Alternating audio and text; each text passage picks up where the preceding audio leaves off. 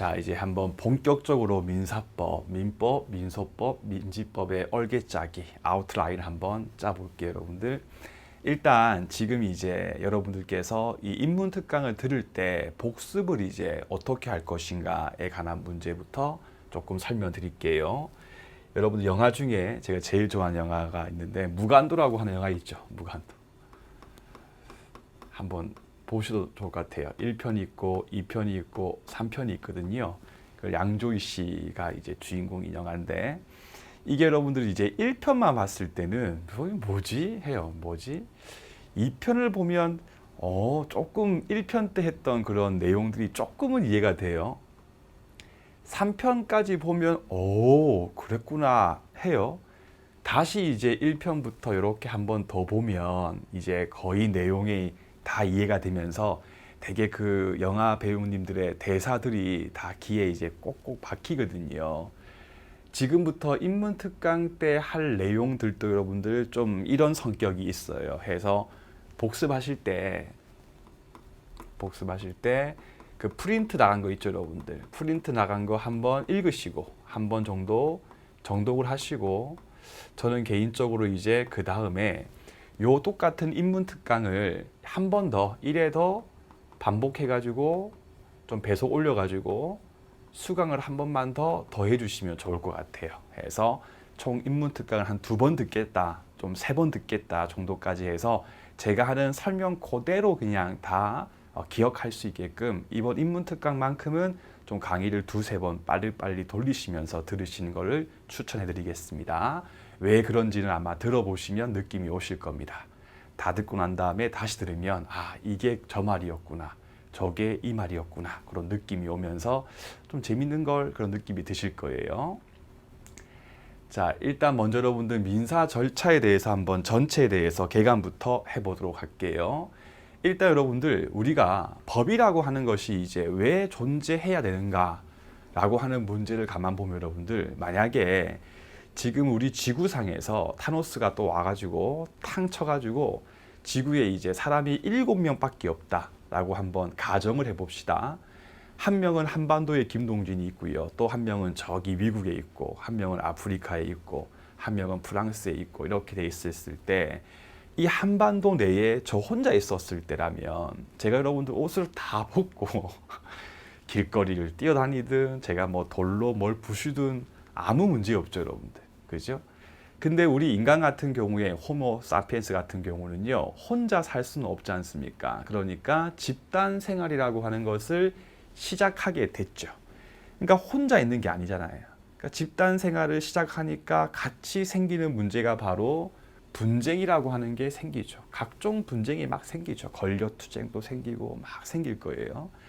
그때 여러분들이 이제 이 분쟁이라고 하는 게 매우 다양할 거예요. 그 중에서 재산 관계에 관한 분쟁이 있고 가족 관계에 대한 분쟁이 있을 거거든요. 그러니까 요 집단이라고 하는 것이 점점점 발전돼 가지고 국가가 되면서 제일 처음에는 통치 수단으로, 제일 처음에는, 지금은 아니지만 통치할 수단으로서 어떤 분쟁이 있었을 때 너네 사적으로 처리하지 마, 우리 국가 공권력을 이용해서 처리할 문제지 너네끼리 함부로 하지 마 라고 하면서 그 수단으로 법이라고 하는 걸 이렇게 만든 거예요. 만든 다음에 법을 쫙 만들어 놓고 요런 분쟁들은 A라고 하는 법 네가 맡고, 예를 들면 여기 있는 이 분쟁은 네가 맡고 요거는 네가 맡고, 이렇게 법의 분하라고 하는 것이 이루어지거든요.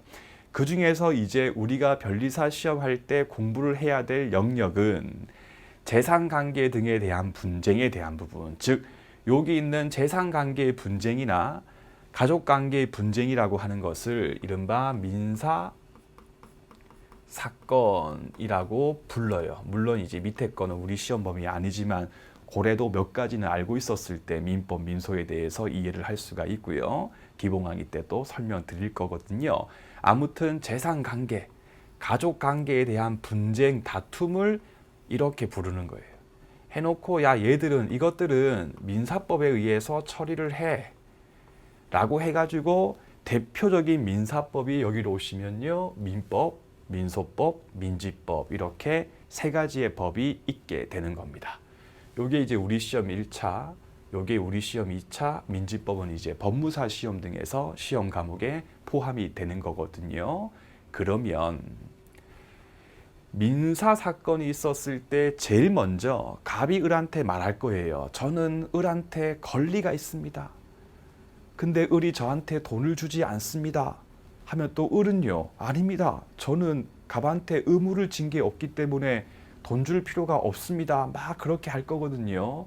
그래서 갑하고 을 사이에서 우리가 앞으로 줄창 공부를 하게 될 권리나 의무라고 하는 것이 발생된 게 맞냐 안 맞냐, 갑이 진짜 을한테 돈 달라고 할 수 있는 권리가 있냐, 같은 말로써 을이 갑한테 돈을 줘야 할 의무가 있냐 없냐를 따지는 게 바로 우리 민법이라고 하는 법이 되겠고요.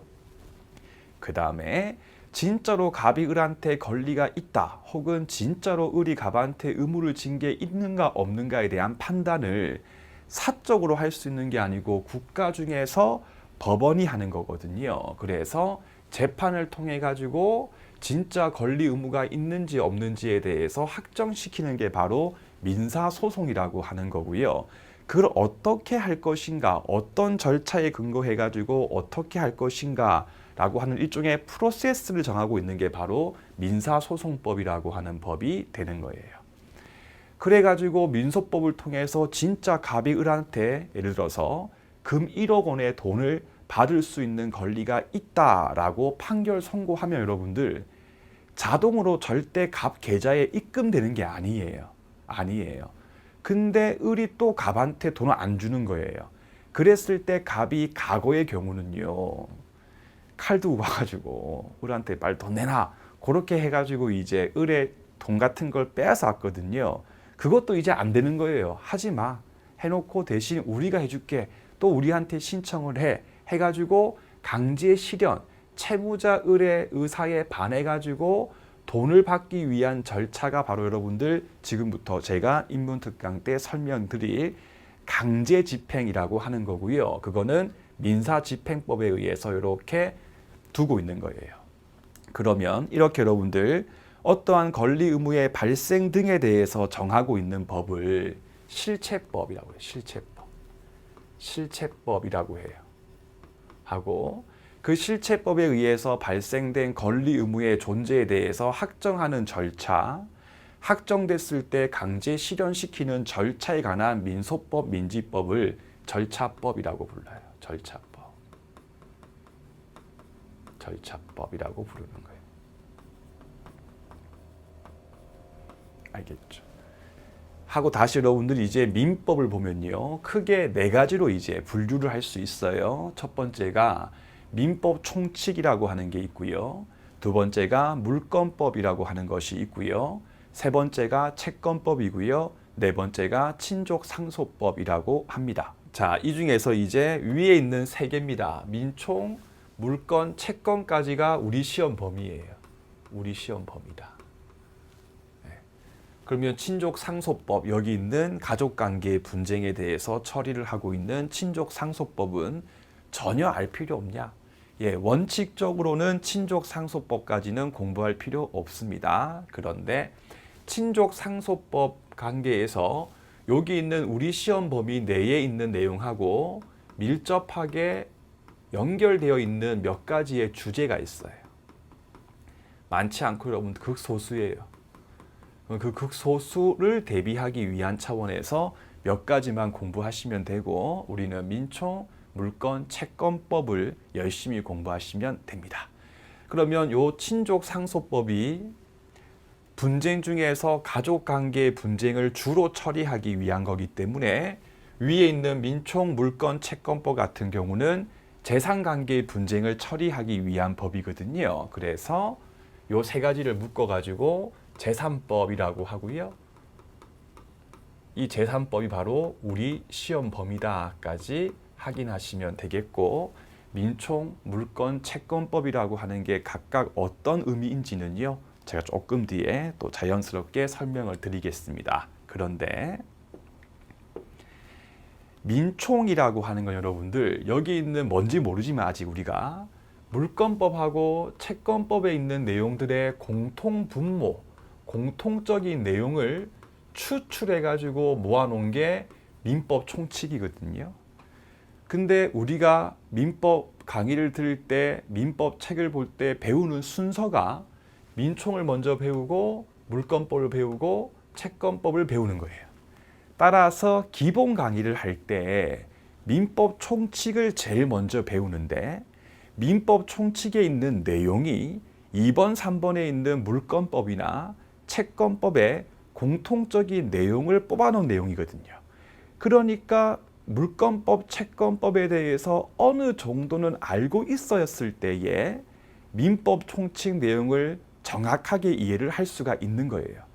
그 말인즉 물권법, 채권법 내용을 전혀 모르는 상태에서 민법 총칙만 100번 보고 1000번 봐도 민법 총칙을 제대로 이해할 수가 없거든요. 그래서 이번 인문특강을 하는 여러 가지 이유 중에 하나가, 인문특강의 이유 중에, 존재 이유 중에 하나가 바로 제가 이번 인문특강을 할 때 민법 총칙을 이해할 때 필요한 물권법과 채권법의 큰 틀을 세워드릴 거예요.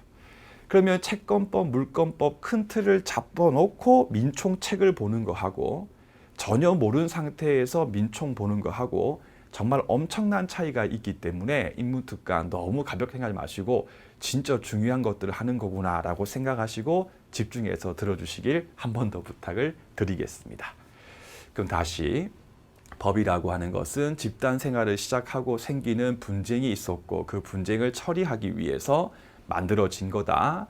각종 분쟁 중에서 이제 우리가 공부할 거는 주로 재산관계의 분쟁 등을 처리하기 위한 민법, 민소법, 민지법 세 가지에 대해서 공부할 건데, 실체법, 민법은 권리 의무가 있는가 없는가에 관한 규정이고, 권리 의무에 대해서 재판을 통해서 확정시키는 게 민소법 영역이고, 확정된 권리의 강제 실현을 위해서 존재하는 게 바로 민지법이다까지 하신 다음에, 선생님 민사집행법 같은 경우는 1차, 2차 과목도 아닌데 왜 조금 공부를 해야 됩니까? 라고 하시는 분들도 많이 계실 것 같은데, 지금 이 인문특강을 듣는 분들 중에서 민법 공부를 1년 이상 해서 시험 보신 분들 같은 경우는 요 민사집행법에 있는 것 때문에 민법 공부할 때 괴로운 게 되게 많다는 점에 대해서 제가 구구절절 이야기를 하지 않아도 다들 아실 거거든요. 따라서 민사집행법 큰 틀을 알고 민법 판례를 보는 것과 전혀 모르고 보는 것은 엄청난 차이가 있기 때문에 제가 이번 인문특강 할 때 민법 판례를 이해할 때 필요한 것들 다 설명드릴 거니까 잘 들으시면 되겠습니다. 자, 두 번째, 여러분들이 이제 제목 보시면 금전, 돈이라고 하는 말이고요.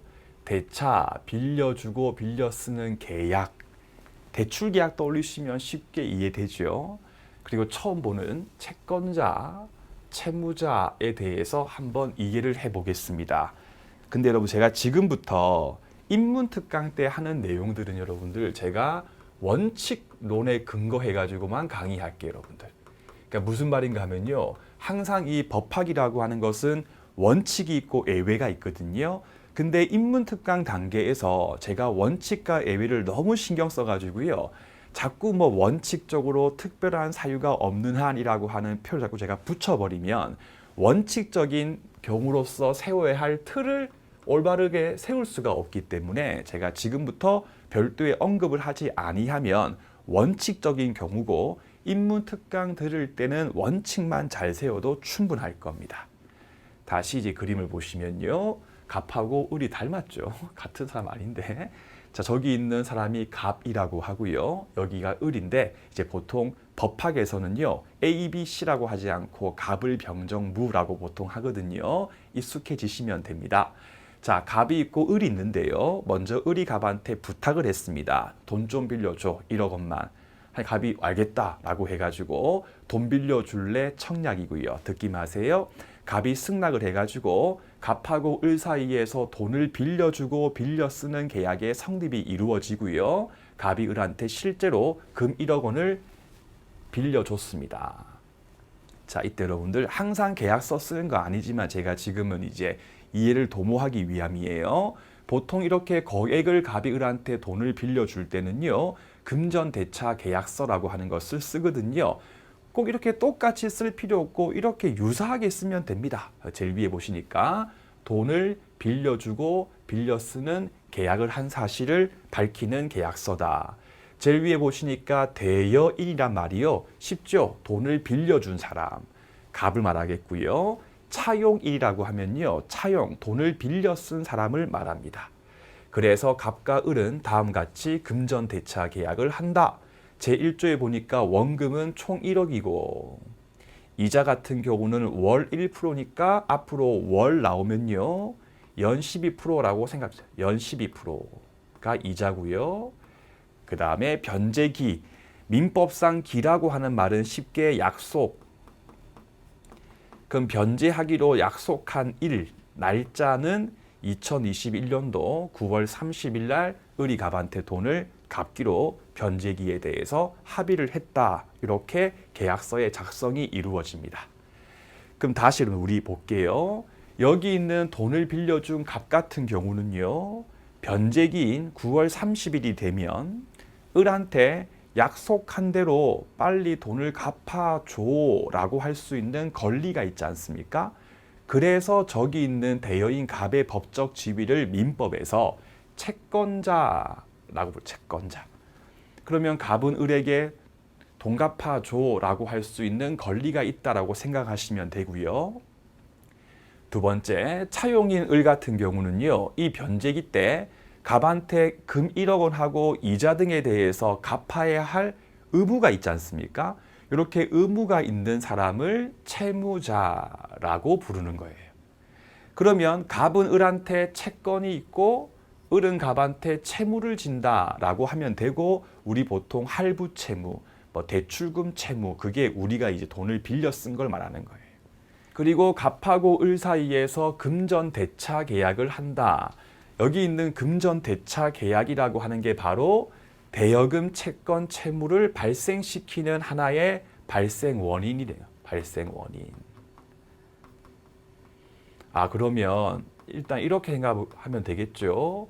민법상 채권 채무는 발생 원인 중에 하나가 여기 있는 계약을 했을 때 생기겠구나. 똑같은 게 여러분들 갑하고 을 사이에서 가령 매매 계약을 했다. 갑이 을한테 아이패드 중고를 50에 팔기로 하는 계약을 갑과 을이 했을 경우 다 배울 겁니다. 물건을 판 사람이 매도인, 물건 산 을이 매수인이죠. 그럼 매도인 갑 같은 경우는 을한테 야 50만 원 매매대금 줘라고 할 수 있는 권리가 있지 않습니까? 매매대금 채권이라고 부르시면 됩니다. 그리고 을은 갑한테 아이패드 줘라고 할 수 있지 않습니까? 매매계약 목적물 인도 채권이라고 부르시면 되고요. 앞으로 계속 쓸 거니까 암기하지 마시고 자연스럽게 듣기만 하시면 되는 거예요. 그럼 결국은 채권 채무라고 하는 것은 계약에 의해서 생길 수 있겠구나까지 충분히 이해가 되실 거예요. 그러면 저기 있는 갑은 을한테 돈 갚아줘라고 할 수 있는 대여금 채권자 갑이라고 부르시면 되고요. 을은 갑한테 빌려 쓴 대여금을 갚아야 될 채무가 있지 않습니까? 그러니까 을 같은 경우를 대여금 채무자 을이라고 부르시면 되고요. 그 문제에서 대여금 채권자 갑이 있고 채무자 을이 있다라고 나오게 되면요. 기본적으로 갑하고 을 사이에서 금전대차 계약을 했구나라고 추측해가지고 생각하고 문제를 푸시면 되는 겁니다. 자, 그런데 이제 운명 날짜 변제기였던 2021년도 9월 30일이 도래했습니다. 그러면 도래했을 때 이렇게 오시면 항상 경우의 수의 문제거든요. 을이 갑에게 원금과 이자 등에 대해서 다 갚는 경우가 있겠죠. 갚았을 때를 변제했다라고 해요. 민법에서. 그러면 을이 갑한테 원금과 이자 등을 다 갚았어요. 변제했습니다. 그러면 더 이상 갑은 을한테 돈 달라고 할 수 있나요? 가령 원금이 1억이고 이자가 500이다 합시다. 1억 500을 전부 다 을이 갑한테 갚았을 경우, 변제했을 경우에는 더 이상 갑은 을에게 돈 달라고 할 수 없고요. 을도 더 이상은 갑한테 돈을 줄 필요가 없지 않습니까? 그러니까 채권법에 나옵니다. 변제를 했을 때에는, 즉 채무를 이행했을 때는 그 효과가 더 이상 갑은 을에게 돈 줘라고 할 수 없기 때문에 갑의 채권이 소멸된다라고 하고요. 같은 말이 더 이상 을은 갑한테 1억 5백 줬으니까 더 이상 돈 줄 필요 없지 않습니까? 같은 말이 을의 채무가 변제에 의해서 소멸된다라고 이야기를 하는 거예요. 이제 이렇게 변제를 한 경우를 채권법에 가면요, 채권의 소멸이라고 하는 목차에서 다시 공부를 하게 되는 겁니다. 그런데 이게 더 문제죠. 변제기에 변제를 하지 않으니까 이제 무슨 소송 등이 나오지 않습니까? 이렇게 변제기에 을이 정당한 이유도 없이 갑한테 돈을 갚지 않는 것을 줄여서 채무의 이행이자요. 이행. 줬으면 이행이니까 안 줬으니까 불자를 붙이는 거예요. 그래가지고 채무불이행이라고 부르는 겁니다. 자, 채무불이행, 채무자가 정당한 이유도 없이 이행기에 채권자에게 줘야 할 돈 등을 주지 않았을 때를 말하는 거구나라고 이해하시면 돼요. 그러면 채무불이행은 크게 또 4가지의 유형이 있는데 일단 지금은 2가지만 할게요. 첫 번째 유형이 이행지체, 이행을 지체하고 있다, 이행지체라고 부르고요. 2번째 유형이 이행불능이라고 해요. 이행불능. 일단 한번 천천히 읽으시면서 한번 대충 이 지체라고 하는 말하고 불능이란 말에 한번 뉘앙스의 차이를 한번 느껴보세요. 예, 이행지체라고 하는 것은 을이 갑한테 이행할 수 있는데 제때 해주지 않고 있었을 때가 이행지체예요. 그럼 이행불능이라고 하는 것은 뭐냐? 주고 싶어도 못 주는 것을 말해요. 어떤 게 있냐면요. 가령 을이 갑한테 아이패드를 팔았어요. 해서 을이 갑한테 아이패드를 인도해 줄 의무가 있었어요. 근데 그 아이패드가 불나가지고 더 이상 지구상에 존재하지 않게 된 거예요. 그러면 을 같은 경우는 그 아이패드는 더 이상 지금 현존 세상에는 없기 때문에 타임머신이 있지 않은 이상은 다시 그걸 줄 수가 없죠. 해서 주고 싶어도 못 줬을 때를 이행불능이라고 하는 거예요. 그런데 지금 을이 여러분들 갑한테 지고 있는 채무는 돈 주는 채무죠. 소위 금전채무. 금전채무의 경우는 을 자기가 돈이 없어서 갑한테 못 줄 뿐인 거지 불능이 아니기 때문에 전부 다 이행지체에 의해서 처리가 이루어진다까지 일단 듣기만 하시면 됩니다. 다 뒤에 또 할 겁니다. 그럼 결국은 핵심은 변제기에 정당한 이유도 없이 을이 갑한테 채무에 대해서 갚지 않고 버티고 있었을 때는 채불의 문제가 나온다. 해놓고 채불은 크게 4가지가 있는데 2가지만 들어보자. 줄 수 있는데 제때 못 줬을 때를 이행지체라고 부르고 주고 싶어도 못 주는 상태를 이행불능이라고 부른다까지만 일단 들으시면 되겠습니다. 근데 이렇게 여러분들 채불을 했을 때 과거의 경우는 이른바 자력구제. 즉 채무자 을이 제때 돈을 안 주는 거예요. 과거의 경우는 인적집행. 이게 무슨 말일까? 자력구제. 채권자 갑 스스로 자기 힘에 근거해가지고 돈을 가져오는 거예요. 그러니까 을 집에 가가지고 을 집에 있는 뭐 냄비 같은 거 있지 않습니까? 갑이 싹 들고 오는 거예요. 문제가 뭘까요, 여러분들? 보통 갑이 더 힘이 세거든요. 그러니까 갑이 을한테 빌려준 거는 1억인데 빼앗아 오는 게 10억만큼 빼들어 올 수 있지 않습니까? 문제가 많죠. 또 여러분들 갑이 더 힘이 세니까 팩트로는요. 을이 1억 중에 한 7천 갚았거든요. 근데 갑이 그거 무시해버리고 1억 전부 다에 대해서 빼들어 올 수도 있잖아요. 그러니까 정의 실현이라고 하는 게 어떠한 공정한 재판을 거치지 않고 힘의 논리에 의해서 처리가 이루어지기 때문에 많은 문제가 생기는 거예요. 더 나아가 여러분들 채무자 을 집 갔더니 을이 가진 게 전혀 없어요. 아무것도 없어요. 그랬을 때 인적 집행, 저기 있는 을을 노예로 만들 수 있었어요. 알겠죠? 근데 이게 많은 문제가 있어가지고 지금 현재 근대 들어서는 이제 이렇게 하지 말라는 거예요. 하지 말고 네가 소송에서 승소해가지고 뭔가 을로부터 돈을 받고 싶었을 때도 법원에 대고 강제 집행을 신청해가지고 법원을 코내가지고 돈을 받아라. 안 주면. 그리고 더 이상 인적 집행하지 마라. 물적 집행. 그러니까 채무자 을이 가지고 있는 재산, 뭐 아이패드, 땅, 아파트, 집, 물건에 대해서 또는 어떤 재산권 등에 대해서 집행을 할 문제인 것이지 인적 집행을 하지 마라 라고 하게 만들어 놓은 거예요. 그래서 우리가 이제 공부할 게 민소법, 민지법 절차 등에 대해서 공부를 하게 되는 겁니다. 알겠죠? 그러니까 체불을 했다.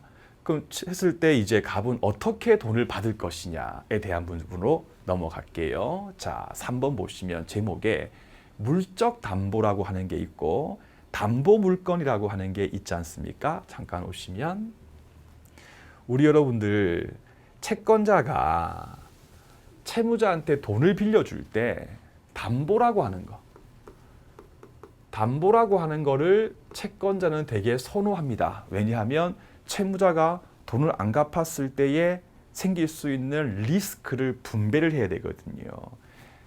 이때 여러분들 크게 두 가지의 담보가 있는 게 첫 번째가 물건에 대해서 담보를 잡는 거예요. 물건. 또는 사람을 한 명 더 데리고 온나라고 하는 경우가 있어요. 사람 쉽게. 해서 물건 자체에 대해서 담보를 잡는 거를 지금부터 우리가 볼 물적 담보라고 하고 우리는 은행 가면 부동산 담보 대출 있지 않습니까? 다 여기에 포함되는 거예요. 그럼 사람 데리고 온나? 너 친구 데리고 온나? 절대 여러분들 친구를 위해서 보증인 되시면 안 됩니다. 보증인. 그래서 위에 거를 물적 담보라고 부르고 밑에 있는 보증인을 인적 담보라고 부르는 거예요. 인적 담보. 그래가지고 채무자 을이 돈 못 갚으면 은행 같은 경우는 보증인한테 돈 갚아달라 이렇게 막 할 수가 있는데 이거 두 개 중에 일단 지금은 위에 있는 물적 담보를 먼저 배울 거고요. 인문특강 거의 끄트머리에 가서 인적 담보도 같이 보게 될 겁니다. 아무튼 채권자는 자기의 그 돈 받지 못할 리스크를 최소화시키고 골고루 분배를 하기 위한 차원에서 채무자 을만 보고 돈을 빌려주는 경우도 물론 있겠지만 담보를 되게 선호한다. 그래서 채무자 을을 위해서 돈을 빌려주면서 어떤 물건 따위에 대해서 담보 설정을 했을 때를 물적 담보라고 쉽게 부르고 친구 데리고 온나, 사람 데리고 온나 라고 했을 때를 인적 담보고 보증인이라고 부른다까지만 일단 들어주신 다음에 다시 칠판을 봅시다. 3번 물적 담보에서 갑이 을한테 금 1억 원에 대해서 빌려줄 때 크게 두 가지가 있죠. 이렇게 여러분들 금전 대차 계약서를 쓰고 끝납니다. 더 이상 뭐 다른 거 안 합니다. 어떤 경우냐? 갑하고 을이 정말 친한 절친 사이 혹은 뭐 형 동생 하는 사이 있지 않습니까? 이제 그런 경우는 이제 갑이 을을 믿고 돈을 빌려주기 때문에 따로 담보 등을 요구하지 않을 수도 있지요. 근데 보통 여러분들 저기 있는 갑 같은 경우가 금융기관이나 사채업자 이런 분들 같은 경우라면 절대 을만 믿고 돈을 빌려주지는 않거든요. 그래서 그냥 돈 빌려준 게 아니고 야 채무자 을로 가만보니까 네 소유의 X 건물이 있던데 예, 그 X 건물을 나한테 담보로 제공해. 예, 알겠습니다. 그게 바로 우리가 앞으로 공부를 하게 될 저당권 설정 계약서라고 하는 계약이에요. 설정 계약. 읽어볼게요. 채무자 을은 위 1억 원의 채무를 담보하기 위하여 채권자 갑에게 채무자 을 자신 소유의 X 건물에 대해서 저당권자를 채권자 갑으로 하고 설정자 및 채무자를 을로 하는 1순위 저당권을 설정해 주기로 한다라고 또 하나의 계약을 이렇게 하는 거예요. 자, 중요한 거. 위에 있는 금전 소비 대차 계약과 밑에 있는 저당권, 담보물건 설정 계약은 서로 다른 계약입니다. 왜 이게 두 가지가 다른 계약이냐? 아주 중요한 거 할 거예요, 여러분들.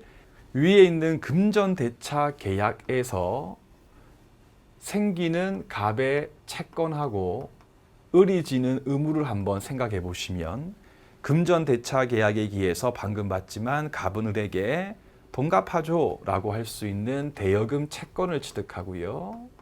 대여금 채권을 취득하고, 을은 대여금 갚아야 될 채무를 지죠. 쉽게 돈을 갚아야 될 의무를 지고 갑은 을에게 돈 갚아줘 라고 할 수 있는 권리를 취득하죠. 근데 밑에 있는 저당권 설정 계약에 기초해 가지고는 갑이 있고 을이 있었을 때 갑이 을한테 요구할 수 있는 게 어떤 건지 이걸 천천히 읽어보세요. 야, 너 나한테 네 소유의 X 건물에 대해서 내 명의로 담보권 설정해 준다며. 그 담보권 설정해 줘야지 해서 갑은 을에게 저당권 설정 등기 청구권이라고 하는 권리를 가지고 을은 갑에게 저당권 설정해 줄 의무를 이렇게 지는 거예요. 그러니까 요 위의 계약에 의해서 발생된 권리의 내용과 요 밑에 있는 계약에 의해서 생기는 권리의 내용이 서로 다르죠. 그래서 여러분들 이게 두 개가 나중에 민법 공부할 때 보통 대개 동시에 이루어지는데, 동시에 이루어져도 요거하고 요거는 전혀 별개의 계약이다. 요게 매우 어려운 법리 판례에 대해서 공부할 때 꼭 쓰입니다. 지금 기억하시고. 이렇게 별개의 계약의 경우에 각 계약에 의해서 발생된 채권 채무도 서로 별개다. 같은 게 아니에요. 별개다는 점을 지금 꼭 이해를 하세요. 그래가지고 갑이 이제 을을 상대해가지고, 야, X 건물에 대해서 채권자 갑 내 이름으로 담보권 설정 등기 해주기로 합의했으니까 해줘 라고 갑이 을한테 청구하면 을이 알겠어 라고 해가지고요, 등기소에 가가지고 공동으로 신청한다. 즉 갑과 을이 공동으로 등기해주세요 라고 신청을 딱 하는 거예요. 그러면 등기관께서 부동산 등기법에 있는 각종 절차에 근거해가지고, 우리가 전혀 알 필요 없습니다. 별 문제가 없었을 때는 X 건물의 등기부, X 건물의 등기가 있거든요. 등기부를 떼보면 총 3가지의 파트로 돼 있습니다. 듣기 마세요. 제일 위에 표제부라고 하는 게 있거든요. 그건 뭐냐면 그 건물이 몇 층이고 지붕이 뭘로 되어 있고 그런 것들이고요. 두 번째 차트를 보면요, 갑구라고 갑구 돼 있고 소유권에 관한 사항 돼 있어요. 그 끝에 보면 을구라 돼 있고, 여러분들 소유권 이외의 권리 사항이 돼 있다까지 듣기만 하시면 돼요. 그래가지고 순위 번호에 보니까 1번이고 등기한 이유는 담보권 설정을 위해서 등기를 했고, 기타 사항에 보면 뭐 채권 최고액 1억 2천, 채무자 을, 담보권자 갑, 이렇게 등기를 딱 해주게 되면 그때는 갑이 X 건물에 대하여 저당권이라고 하는 대한민국에서 가장 강력한 권리를 취득하게 되는 거예요. 됐죠? 자, 그러면 이 논리, 이렇게 설정 계약을 하고 공동으로 신청해가지고 등기부에 갑의 이름을 딱 쓰게 되면 갑은 X 건물에 대해서 강력한 담보 물건인 저당권을 취득한다. 이 논리를 조금만 뒤집어 가지고, 아무리 을이 갑한테 X 건물에 대해서 담보 물건인 저당권을 주기로 계약을 했다 하더라도, 만약에 vs if 만약에 등기부에 갑 이름으로 등기가 안 됐어요. 갑 이름에 등기가 없었을 경우라면, 그러면 갑 같은 경우는 X 건물에 대해서 저당권을 취득할 수 있는지 없는지를 한번 천천히 생각해 보세요. 설정 계약하고 공동 신청해가지고 등기부에 갑 이름까지 썼을 때 되거든요.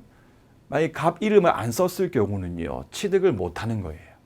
그러면 등기부에 이름을 쓰는 게 저당권이라고 하는 권리를 취득하기 위한 요건이구나. 민법 제186까지만 잠깐 들으시면 됩니다. 다 배울 거예요.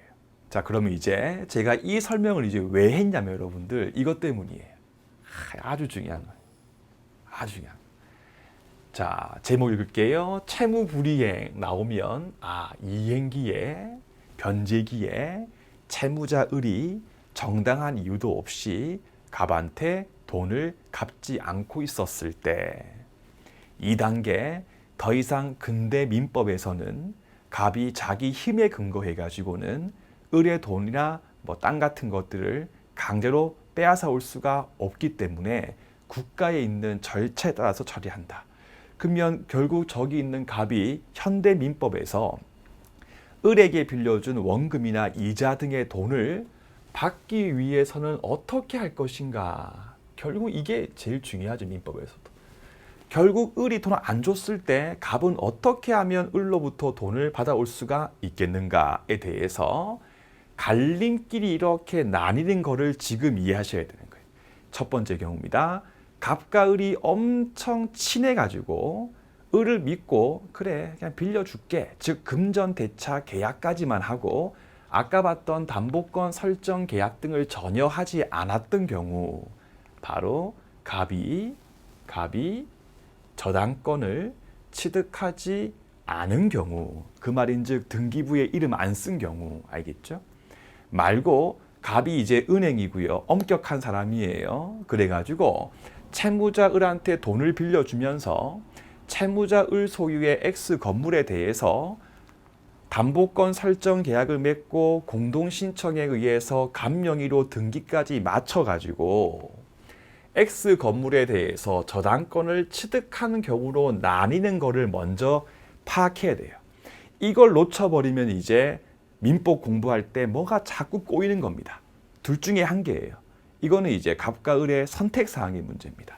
그러면 위에 갑하고 을 사이에서 설정 계약을 맺고 공동신청에 의해서 갑 명의로 등기를 해가지고 갑이 여기 있는 이 X 건물에 관하여 저당권을 취득했을 경우에는 그때는 을이 돈 주지 않으면 갑은 되게 심플하게 처리할 수가 있는 게 저기 있는 갑 자기의 등기부를 통해서 담보물건의 존재만 증명하면 그냥 법원에 가가지고 담보권 실행의 경매를 붙일 수 있어요. 해주세요. 임의 경매 같은 말이에요. 그러면 그냥 법원이 경매를 해줘요.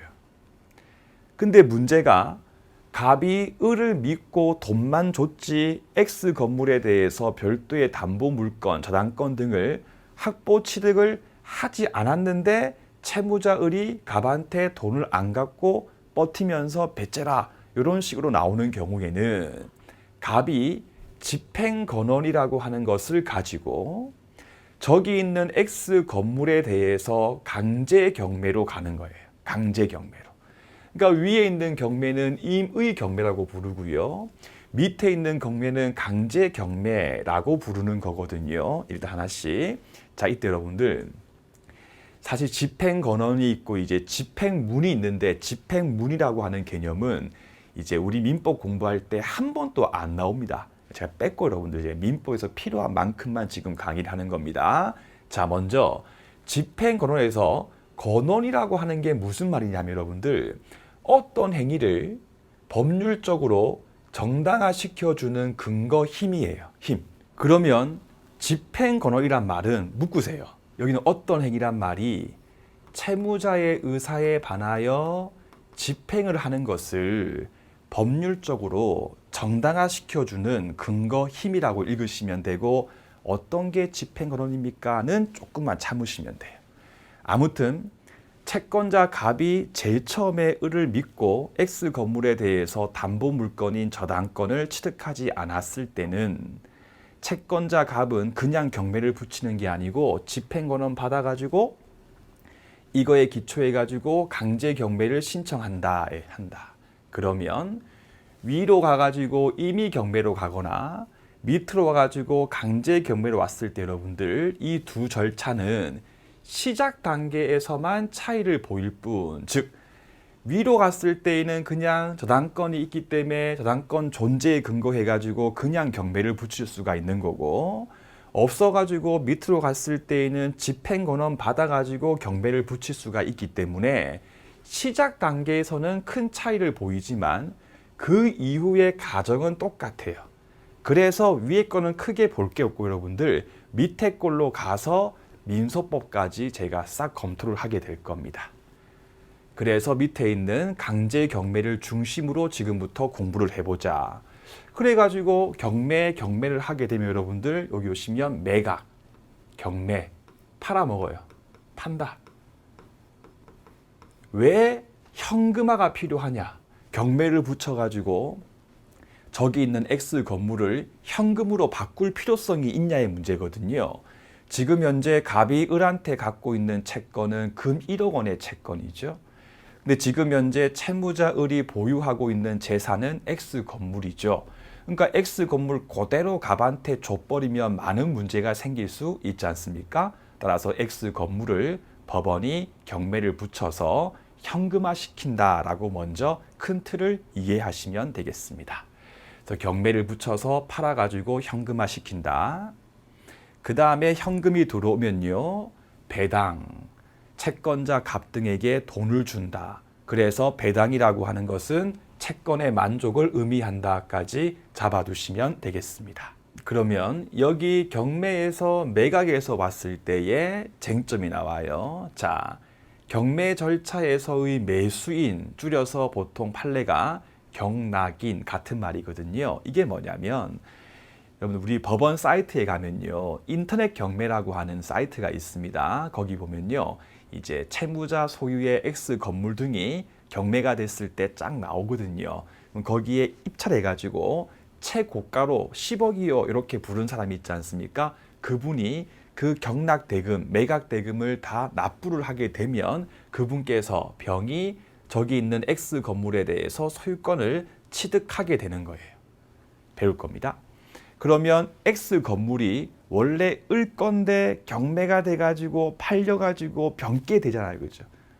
그래서 우리 여러분들 TV 같은 거 보면 드라마에서 잘 나가던 그런 사업가 집안이 망해가지고 이삿짐을 챙겨가지고 집을 비우는 경우 있죠. 이게 이거예요. 그래갖고 원래 주인이었던 을 같은 경우는 X 건물의 소유권을 상실, 뺏기게 되거든요. 근데 이제 을 같은 경우가 그 집을 이제 병한테 내어주지 않고 계속 버티고 있는 경우 있지 않습니까? 그때 듣기 마세요. 병은 을을 상대해가지고 소유권에 기하여 반환 인도 청구권이라고 하는 권리를 민법상 행사할 수 있다까지 듣기만 하시면 됩니다. 다 뒤에서 할 거예요. 그럼 다시 이제 둘 중에 어떤 거든 일단 경매를 붙여가지고 현금화한 다음에 배당이 이루어지고 경매 절차에서 경락인 병 같은 경우가 매각 대금을 완납, 전부 다 납부를 하게 되면 소유권을 취득하게 되고 이제부터 X 건물은 병게 됐기 때문에 더 이상 을한테는 소유권이 없으니까 소유권 상실한다라고 민법에서 표현을 한다까지 자연스럽게 들어주시면 되겠습니다. 자, 그러면 잠깐 중요한 개념, 채권과 물건에 대한 이해입니다. 자, 다시 갑이 있고 을이 있고 채무자 을이 있고 X 건물이 이렇게 있죠, 여러분들. 자, 먼저 갑은 금전대차 계약을 했을 때에 채무자 을에게 돈 갚아줘라고 할 수 있죠. 다시 갑이 을에게 1억이랑 이자 갚아줘라고 할 수 있지 않습니까?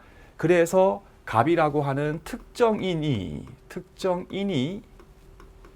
또 다른 특정인에게, 그러니까 쉽게 인간이 인간에게 어떤 권리가 있죠. 갑이 을에게 야, 너 빨리 나한테 돈 줘야지. 채무자 을한테 너 나한테 돈 줄 것을 급부예요. 돈 주는 행위를 요구할 수 있는 권리가 있지 않습니까? 이렇게 특정인 갑이 특정인 을한테 가지고 있는 권리를 채권이라고 부르는 거예요. 채권. 됐죠? 그러면 저기 있는 채권자 갑이 채무자 을하고 저당권 설정 계약을 하고 공동신청에 의해서 X 건물의 등기부에 갑 이름까지 썼을 때는 갑이 저당권이라고 하는 권리를 취득했죠. 근데 제가 아까 계속 강의를 할 때 갑이 X 건물에 관하여 저당권을 취득한다라고 했죠, 여러분들. 했죠. 그러니까 갑이 갖고 있는 저당권은 특정인까지는 똑같죠. 특정인까지는 똑같은데 특정인이 특정인한테 가지고 있는 권리가 아니라 물건 나온 김에 우리 민법상 물건이라고 하는 것은요. 부동산, 예를 들면 토지, 땅 위에 서 있는 건물, 부동산하고 그 밖의 물건, 동산, 핸드폰 이거 두 개를 총칭해 가지고 물건이라고 부른다까지. 그러니까 특정인 갑이 물건에 대해서 누군가의 도움 없이 직접적으로 지배하고 있죠.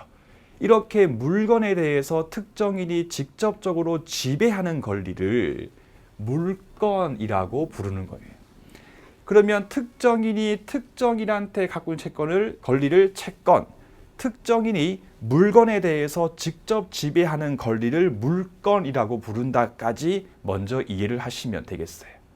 그러면 아직까지 X 건물이 경매가 안 된 상태에서는 채무자을이 원래 X 건물에 대해서 소유권을 이렇게 가지고 있었죠.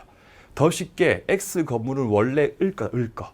그럼 이 소유권이라고 하는 것도 특정인 을이 특정인한테 갖고 있는 권리가 아니라 X 건물이라고 하는 물건에 대해서 직접적으로 지배하는 권리이기 때문에 소유권도 물건에 이렇게 해당하는 거예요.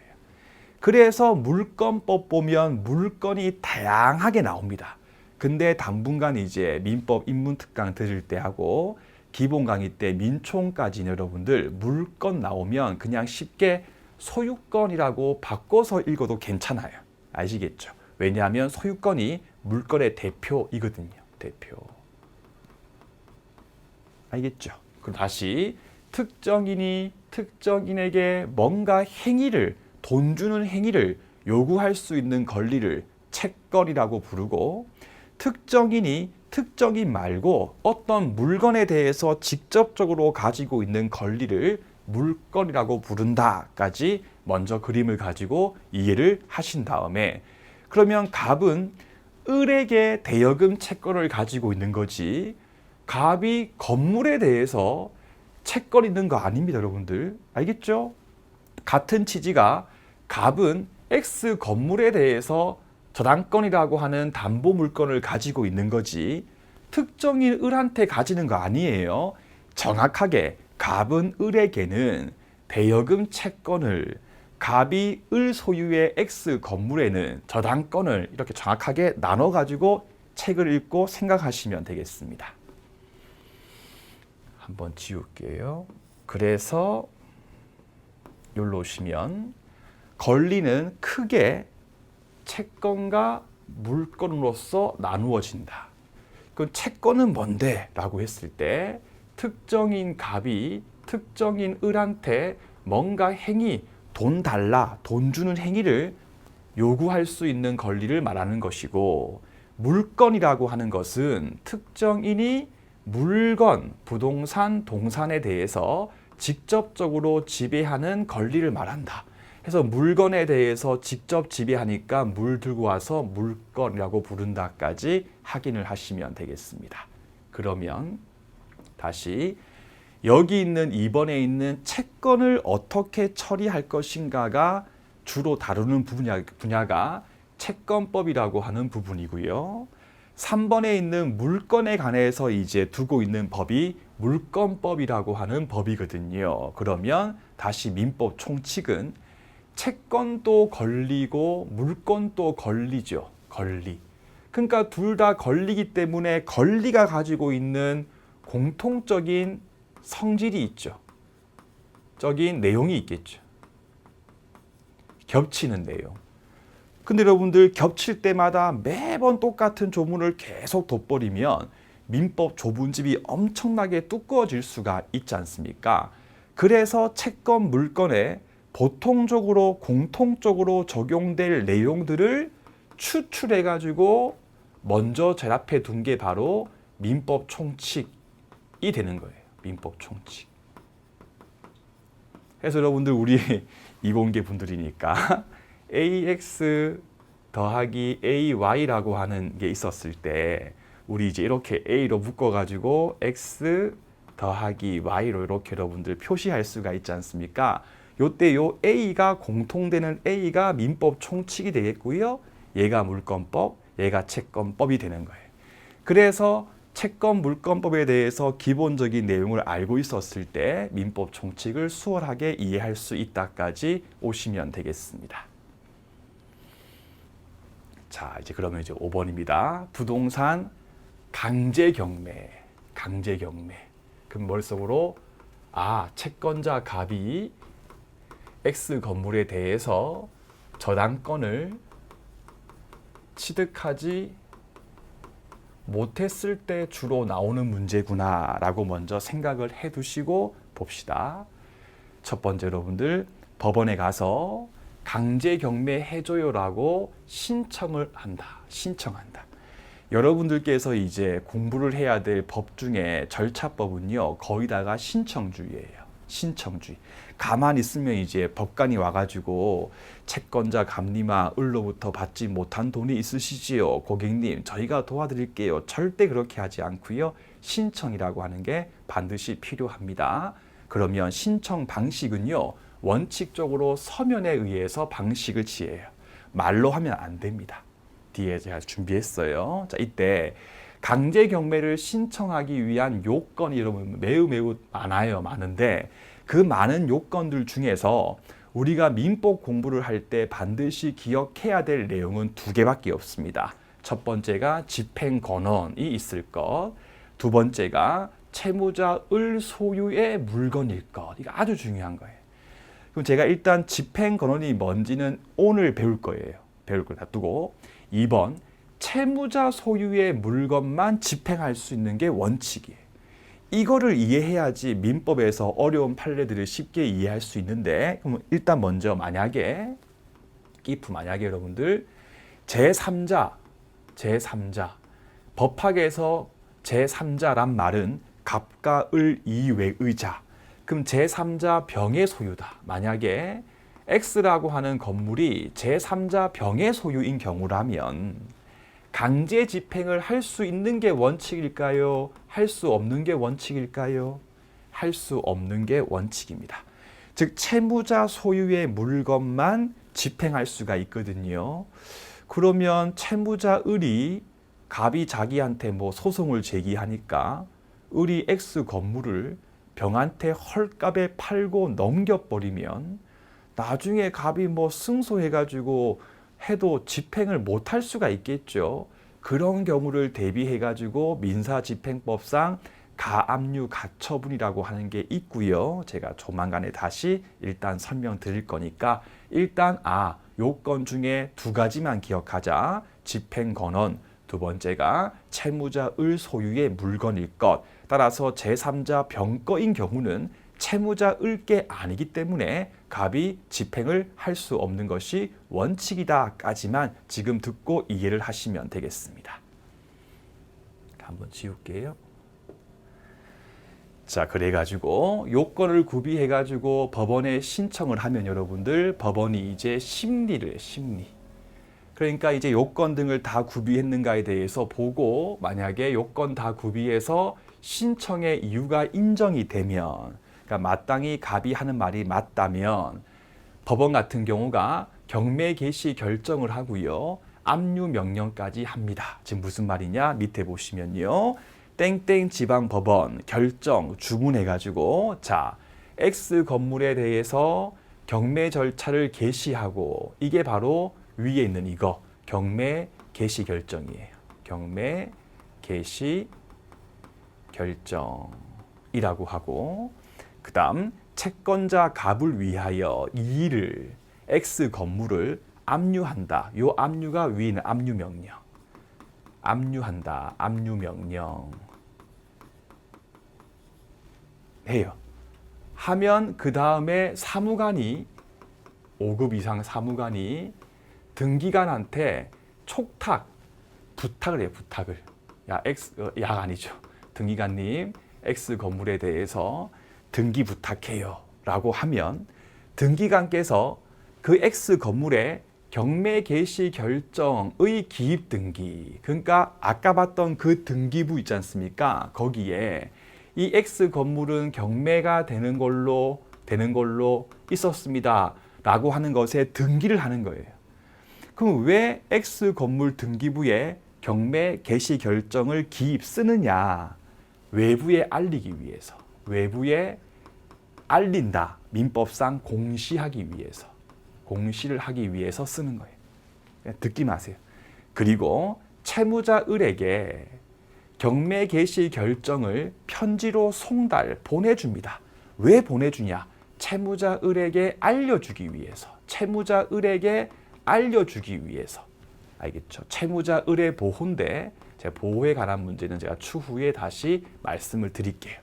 그래서 일단 사무관께서 부탁을 하면 X 건물의 등기가 이루어지고 결정을 채무자한테 보내준다. 그러면 이제 압류의 효력이 생기는데 보세요 여러분들. 등기가 있고 편지 보낸다가 있었을 때 둘 중에 빠른 것을 놓고 하는 거예요. 그럼 예를 들면 등기를 먼저 하고 그 다음에 편지를 보냈을 때는요. 등기했을 때 아직 뭔지 모르지만 압류의 효력이 생기는 것이고 말고 편지를 먼저 보내주고 등기를 했을 경우라면요. 편지를 보냈을 때 생기는 거예요.